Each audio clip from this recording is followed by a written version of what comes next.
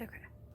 Hello, I'm Chris Cantrell with Logan Services, the service manager of the service department, and I'm here to show you how to change a Perfect Air Plus filter. These are ones that we regularly carry. They're really popular. It's an air cleaner, so it not only filters, but it cleans the air in the house too.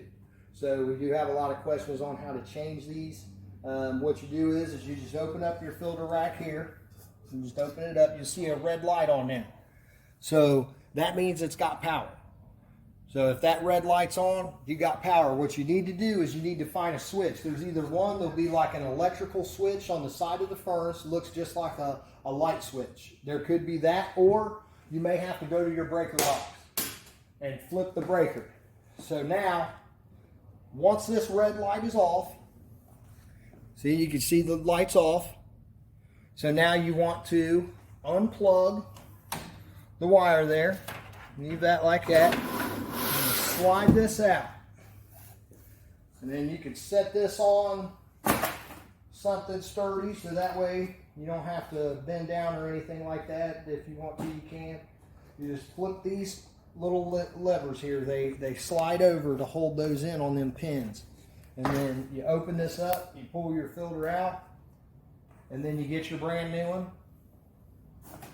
You place it in there like this. Now you have this little wire here. That wire needs to touch this pad right here. There's this little metal pad in there. It says LPD. So you put that like that, and you make sure there's no gaps or anything around the filter. And then when you close it, you want to try and get it the best you can. It should line up with this little plastic cap here so it doesn't touch this metal. And then once you get that in there, you just clip these back, that hold it, and then slide that back in there, plug this back up,